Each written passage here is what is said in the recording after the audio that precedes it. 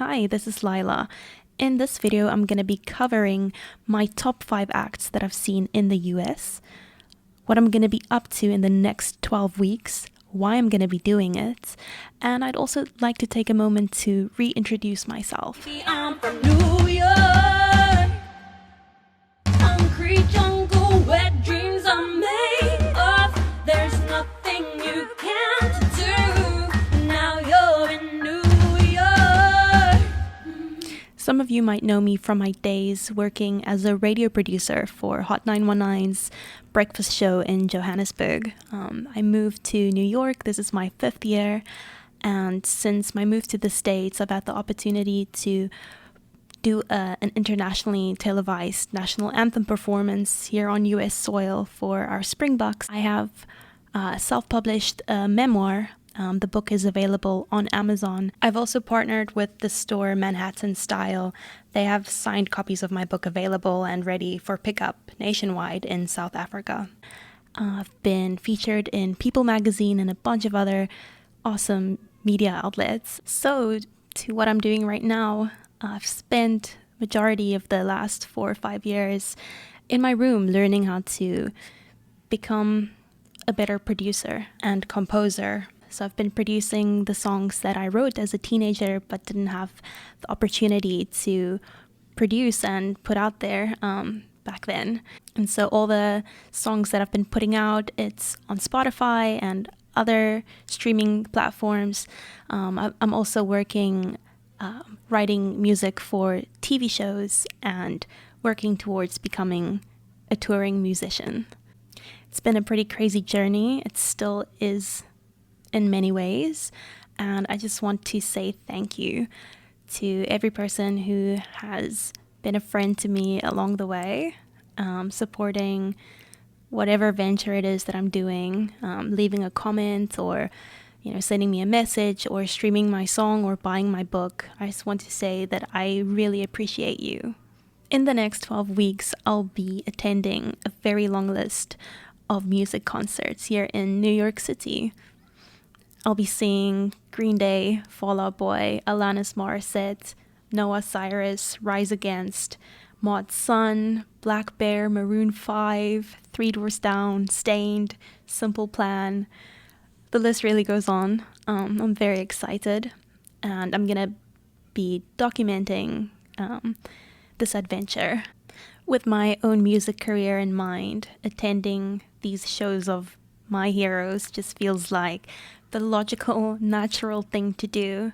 And it's not that I haven't gone to many shows, of heroes, and it's just before, when I used to go, it often was a very sad experience for me because I would, look at my hero on stage and feel like I don't believe it's possible that I can do something similar, that it's possible.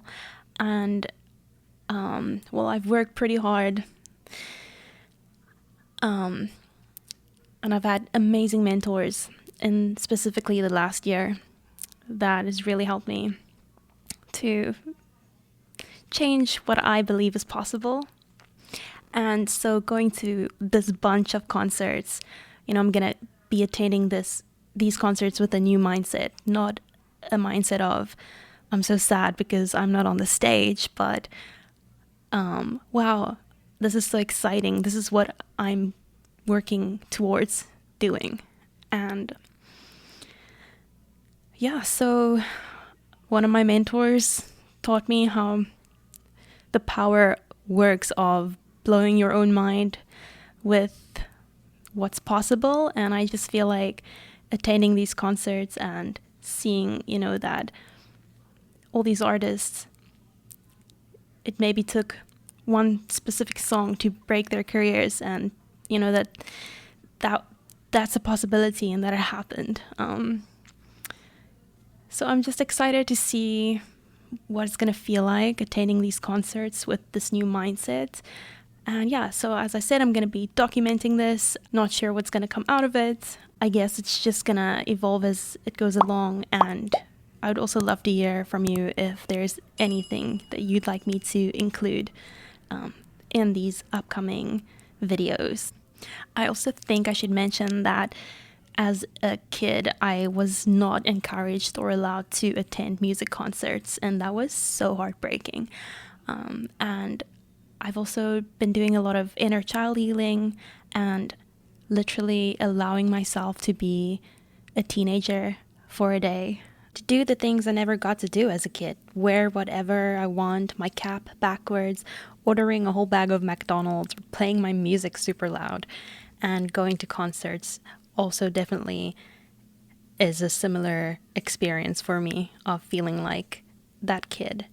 I find that when I do that, when I allow myself to be a teenager for a day, it's much easier to wake up and allow myself to feel 28 and feels a little bit more okay and normal. And so I feel like I owe it to my 14-year-old self to just have a blast in the coming 12 weeks. I'm fortunate to be vaccinated, and I know everybody's situation is different at the moment around the globe. So I just want to acknowledge that and say how grateful I am for being in a position where I can go out and about. Before I go into speaking about the past concerts that I've attended, just something pretty crazy. When I arrived in New York City, the first show that I wanted to see was Mike Posner, and he performed literally a day after I arrived in the US, and obviously that was like, I was super overwhelmed, lots of things happening, couldn't go to that show, thought I'd get the next one, and that's when he stopped touring. And yeah, I mean, I just remember like always checking to see if he's got an upcoming tour, or throughout the years being like, when am I gonna see him live? And the crazy thing is like something much more special happened. Thanks to a friend, I had the opportunity to speak to Mike over a Zoom call for 10 minutes. And that was such a nice surprise. And yeah, just always weird to see how life plays out. And I think I got so much more out of our one-on-one conversation, being given guidance around my specific mental and emotional challenges around my music career.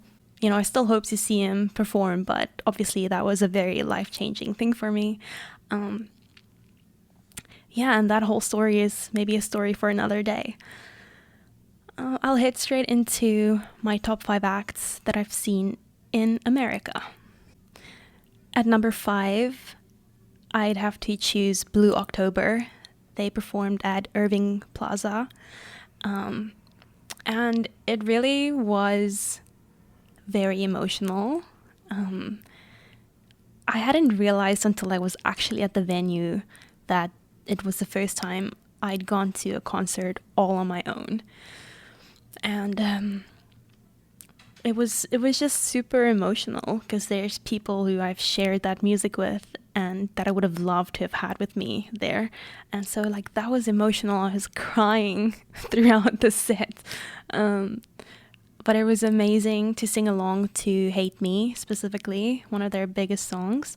And Justin, the lead singer, he was like calling his daughter on the phone, and we got to like shout hello to her.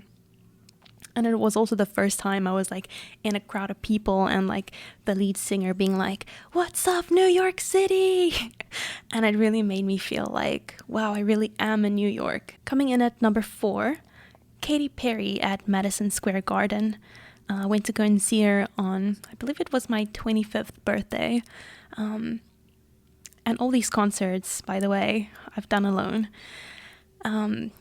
I didn't love Madison Square Garden, and it's probably because I was seated and not like in the general admission pit area. I was seated pretty like high up and had an okay view, but it just didn't feel that intimate being so far from the stage. I also didn't love that most of her songs, were very much it felt like backtracks, like backing tracks. And I'm the kind of person, I love acoustic feels, especially when you're seeing somebody perform live, to get that real feeling and see them strum their guitar. I was disappointed that she didn't do more of that. But she was awesome. I've always loved her. I used to like be obsessed with her DVD Part of Me that I watched so many years ago. So it was awesome to see her. I think the funny thing is I actually liked her opening act more than I enjoyed her performance. Her opening act was Noah Cyrus. And so Noah is Miley's younger sister, and she had Miley come out and Billy Ray Cyrus, and the three of them performed Achy Breaky Heart, and it was just a blast. And I also heard Noah perform July? No, what's it called? I've been holding my breath.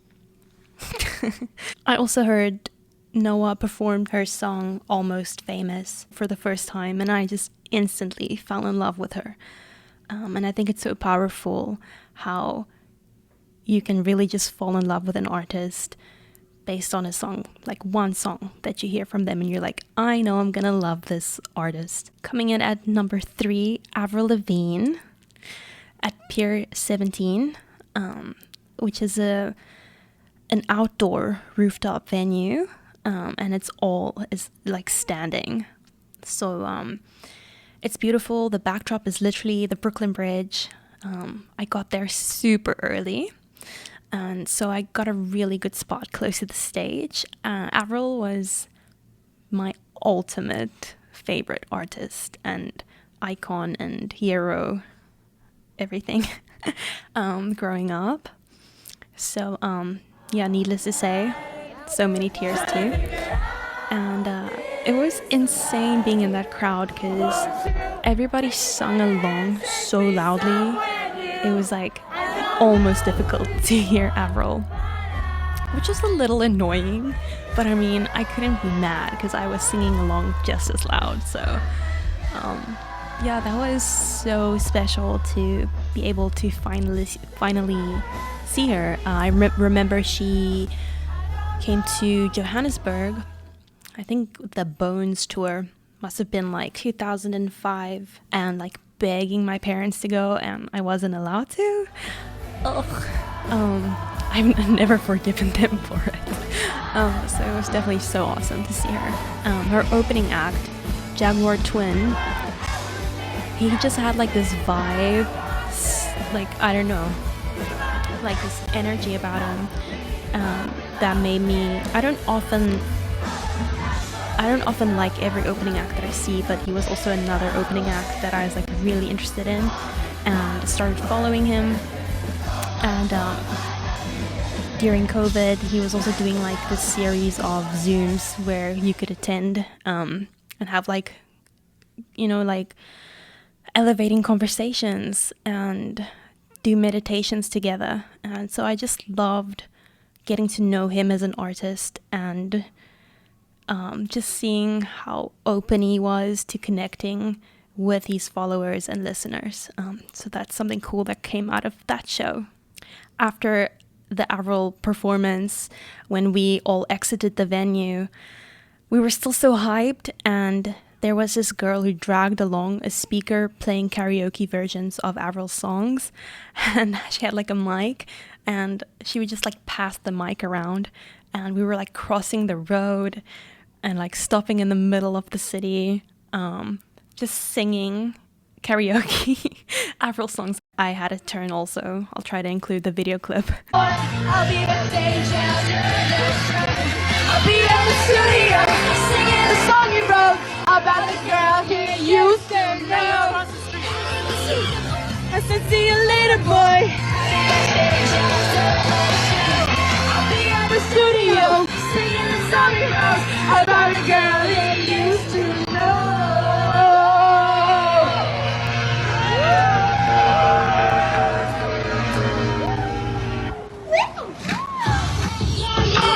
That that was just super fun to rock out like that with strangers, people I don't know at all. Definitely a very cool memory. At number 2 is Mike Shinoda. I guess mostly known for being in Linkin Park, but he also has always had his own side project, Fort Minor, and I also saw him at Pier 17, and this was after Chester passed away. I think it was a good year after that. I was supposed to see Linkin Park perform in Central Park a week before Chester committed suicide. So I guess also now when I think about should I book a concert, should I go or not, I always think about that I was so close to seeing Linkin Park and then that happened. Yeah, it was such a sad moment for so many people across the globe. But seeing Mike Shinoda perform his own music, new music, was very empowering to see how an artist would not let himself be defined by his band member who, decided to end his own life. And I thought that was really brave, and to not let this mean the end of his career. And obviously it was so cool to sing along to the Fort Minor song, Where'd You Go, that I kind of forgot about and didn't realize that it was actually that Mike Shinoda was part of that group. I didn't know that until right before I went to that concert. And yeah, it's I listened to that song. That song got me through the 8th grade. So it was freaking awesome.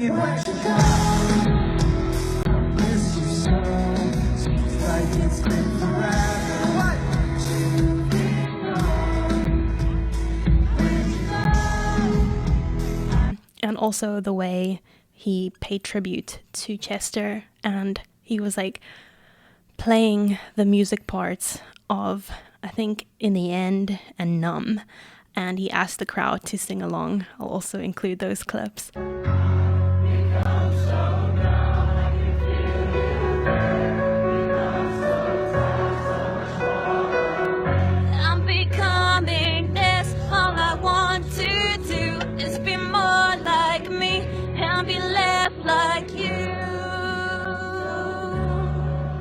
Just singing with everybody was really emotional, and it's just cool to see how somebody's words live on long after they're gone. At number 1, the only, Jon Bellion, who I became a fan of when I was still living in South Africa. A friend played me All Time Low.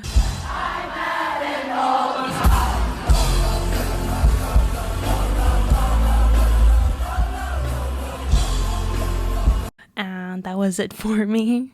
And yeah, just me and my best friend went down this rabbit hole of his music and his music videos and the making of, and it was oh my gosh, we'll never get to see him, I don't think he's ever performed in South Africa. And he was still an emerging artist back then. And it's just it was just insane being in New York and getting to go to 2 of his shows, and just sing along to every single word. And he also just has this kind of fan base. They're just so dedicated. It was just, I guess, really funny how standing in line, I was trying to make conversation with people and realizing that they're all in high school. So I felt really old being there. But it was fun nonetheless, The first show that I saw of his was at Terminal 5, and it was during winter, and I was in line there also hours and hours. I'm pretty sure it was a February or something, February show, which is a very cold month in New York.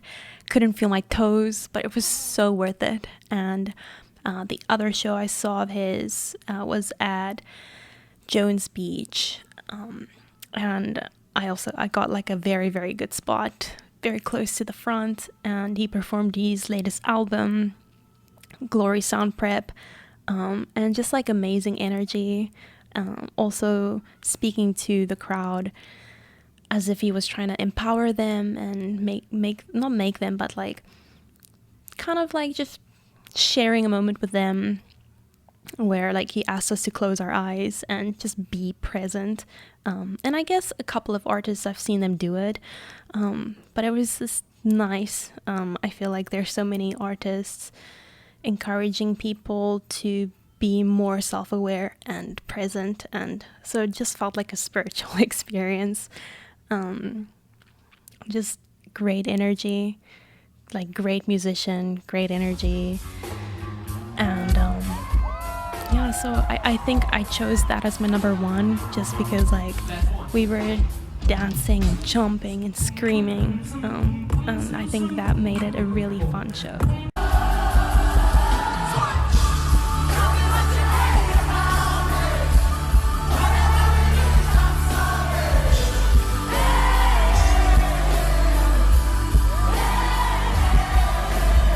Thanks so much for hanging out with me and kind of having this catch up.